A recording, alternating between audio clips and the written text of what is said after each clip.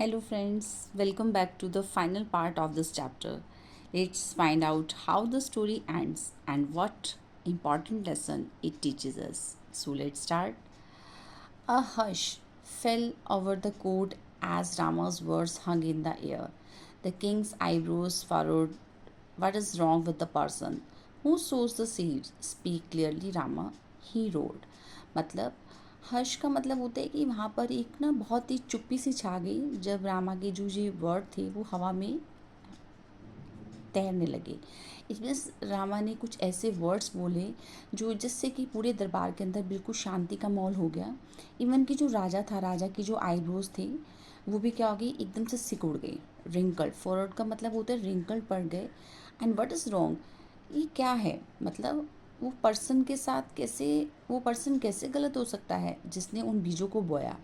मुझे साफ साफ बताओ रामा। ही रोड, वो गरजे। So Rama glanced around the court. Rama की जो चमकदार, जो यहाँ रामा ने जो कोर्ट की तरफ चारों तरफ देखा। His sharp gaze meeting in skeptical eyes of the courtiers जो दरबारियों की जो शक वाली जो आंखें थी उसमें उसने बहुत तेज़ आंखों से, मतलब जैसे कहते हैं ना घूर के देखा, तो उन नज़रों से उसने देखा। And if one were to sow seeds without proper care, अगर कोई बीजों को बिना देखभाल के उगाता है, so no one would reap a good harvest, तो वहाँ पर अच्छी पैदावार या अच्छी फसल नहीं होगी। ही सैड, उन्होंने कहा, पॉजिंग हर फॉर इफेक्ट, मतलब अपनी बात को प्रभाव डालते हुए वो थोड़ा सा रुके। देन फिर उन्होंने इस बात को कंटिन्यू किया। And what if the person had a habit of yawning while sewing, और क्या होगा अगर एक पर्सन को, यानी कि बीज बोने के दौरान अगर उबासी आ जाए। वुड द सीड स्कैटर अनइवली, क्या जो सारे के सारे जो बीज हैं जब वो उगा रहा होगा और उस दौरान अगर उसको उबासी आ जाए तो क्या वो सारे के सारे बीज जो हैं वो इधर उधर बिखर जाएंगे। So the court erupted into laughter, the earlier sarcasm replaced by genuine amusement। अब जो सारा का सारा जो दरबार था, erupted का मतलब होता है यहाँ पर ठाके मारकर, मतलब हंसी में बदल गया। और पहले जो नज़रें ताना मारने की यहाँ शक से देख रही थी, अब वहाँ पर हंसी का माहौल बन गया। Even the king caught off guard side and instinctively yarn, even की जो राजा था, राजा भी जो था वो इसमें शामिल था और उन्होंने भी उबासी ली। मतलब ये चीज़ हंसते हुए या थोड़ा सा आह भरते हुए उन्होंने उबासी ली। And Rama watched him, Rama ने उनको कीनली मीन्स होता है बहुत ध्यान से देखा। इन कंटिन्यूड, और जारी रखा अपनी बात को कहना कि योर मेजेस्टी, मेरे महाराज, is there animal in this world who does not yawn, कि क्या कोई ऐसा पर्सन हो सकता है इस संसार के अंदर जिसको उबासी ही ना आनी आती हो। And it is a natural as breathing, ये बिल्कुल एक प्राकृतिक प्रक्रिया है, जैसा कि सांस लेना एक प्राकृतिक प्रक्रिया है। The king's expression shifted as realization dawn, अब जो राजा के जो ये जो एक्सप्रेशंस थे वो अब उसके जो पश्चाताप की भावना थी उसमें बदल गई। And his mind raced back to the quarrel with the queen, और अब उन्हें याद आ गया कि जो उनका जो झगड़ा था रानी के साथ भी इसी बात पर हुआ था। ही रिमेंबर्ड, उन्होंने याद किया कि उन्होंने scolding her harshly for yawning while he recited his poem, कि जब वो अपनी पोएम को सुना रहे थे तो उन्होंने रानी को किस तरह से डांटा था जब वो उबासी उसे आ गई थी। So he realized how unfair he had been, उन्हें ये महसूस किया कि वो इतने अनफेयर कैसे हो सकते हैं।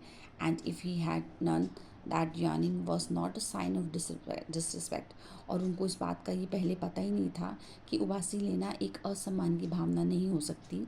And I wouldn't have taken her gestured so personally he thought regret filling his heart, और अब जो उनके जो जेस्चर थे, मतलब उनके जो फेस के जो एक्सप्रेशंस थे, वो पर्सनली उन्होंने उसमें क्या सोचा कि उनको पश्चाताप की भावना, यानी उनका जो दिल था वो पश्चाताप की भावना से भर गया। मतलब वो इस चीज़ को महसूस करने लगे कि जो उन्होंने एक दिन रानी को डांटा था वो वहाँ पर उनकी गलती थी, क्योंकि उबासी लेना एक प्राकृतिक प्रक्रिया है जैसा कि सांस लेना। Now next, that evening the king approach the queen with a softened expression, अब जो राजा है उसी शाम रानी के पास गए बहुत ही सॉफ्ट एक विनम्र भाव से, और वो कहते हैं Tirumalambal, he began his voice gentler, उन्होंने जो अपनी आवाज़ थी बहुत सॉफ्ट कर ली। And I have been foolish, मैं बहुत मूर्ख रहा। I see now that I overacted, और मुझे पता चल गया है कि मैंने तुम्हारे साथ कितना ओवर एक्ट किया।